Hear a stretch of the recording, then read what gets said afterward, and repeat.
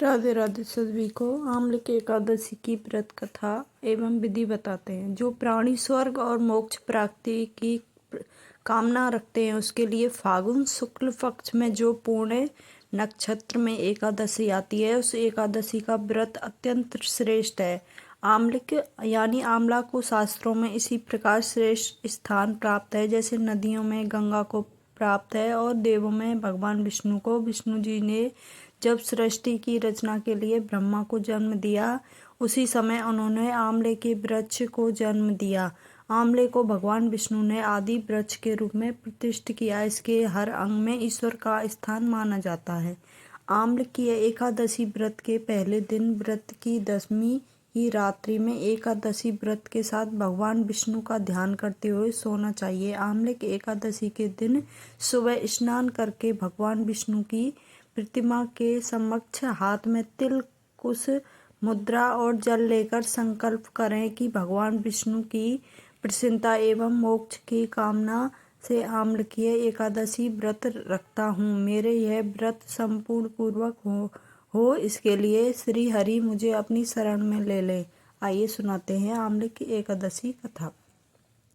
माता धा बोले कि हे वशिष्ठ जी, यदि आप मुझ पर कृपा करें तो किसी ऐसे व्रत की कथा कहिए जिससे मेरा कल्याण हो। हर्षि वशिष्ठ बोले, हे राजन, सब व्रतों में उत्तम और अंत में मोक्ष देने वाले आम्लिकीय एकादशी के व्रत का वर्णन करता हूँ। यह एकादशी फागुन माह के शुक्ल पक्ष में होती है। इस व्रत के करने से समस्त पाप नष्ट हो जाते हैं। इस व्रत का फल 1000 गोदान के फल के बराबर होता है। अब मैं आपसे एक पौराणिक कथा कहता हूँ, आप ध्यान पूर्वक सुनिए। एक वैदिक नाम का नगर था जिसमें ब्राह्मण क्षत्रिय वैश्य शूद्र चारों वर्ण आनंद सहित रहते थे।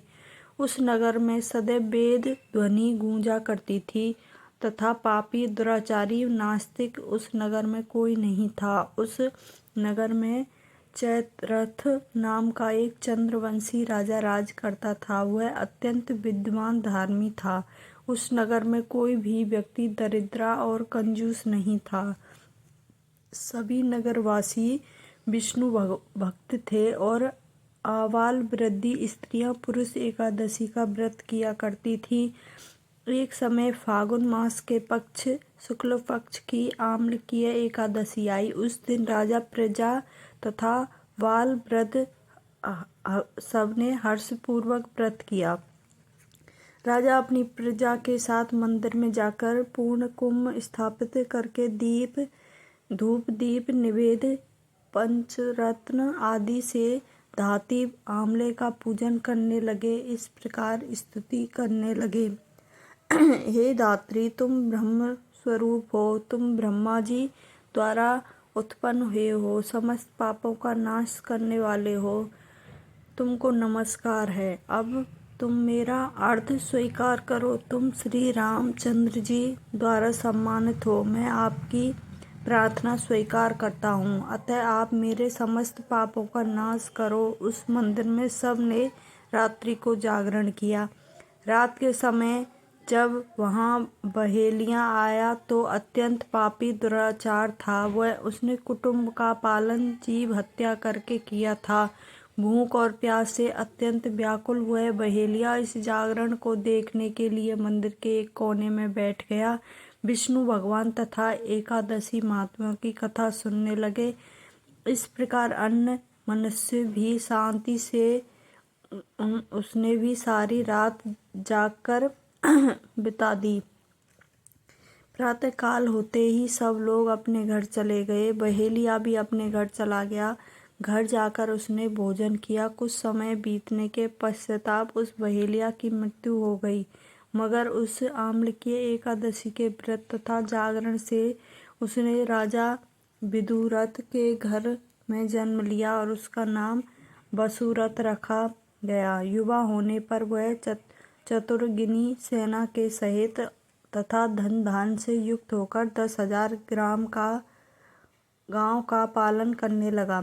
वह तेज में सूर्य के समान क्रांति में चंद्रमा के समान, वीरता में भगवान विष्णु के समान तथा पृथ्वी के समान था, क्षमा में पृथ्वी के समान था। वह अत्यंत धार्मिक, सत्यवादी, कर्मवीर विष्णु भक्त था। वह प्रजा का समान भाव से पालन करता था। दान देना उसका नित्य कर्तव्य था। एक दिन राजा शिकार खेलने के लिए गए। देवयोग से वह मार्ग भूल गया और दिशा ज्ञान न रहने के कारण उसी वन में एक वृक्ष के नीचे सो गया। थोड़ी देर बाद पहाड़ी म्लेच्छ वहां आ गया और राजा को अकेला देखकर मारो मारो शब्द कहते हुए राजा की ओर दौड़े।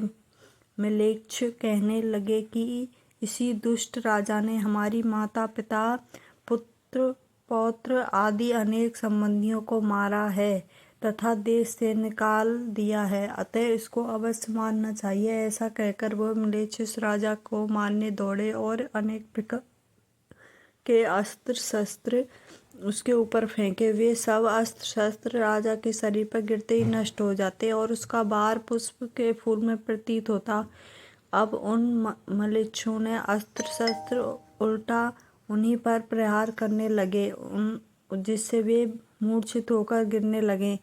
इसी समय राजा के शरीर से एक दिव्य स्त्री उत्पन्न हुई। वह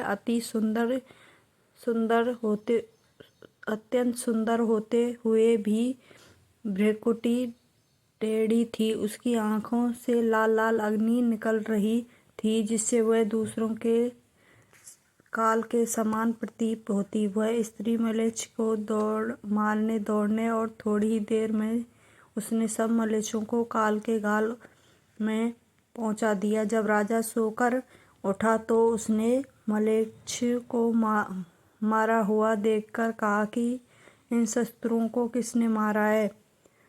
इस वन में मेरा कौन हितैषी रहता है? वह ऐसा विचार कर ही रहा था कि आकाशवाणी हुई कि हे राजा, इस संसार में विष्णु भगवान के अतिरिक्त कौन तेरी सहायता कर सकता है?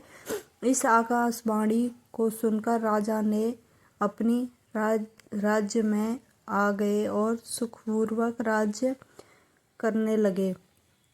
महर्षि वशिष्ठ बोले कि हे राजन, यह आम्लकीय एकादशी के व्रत का प्रभाव था।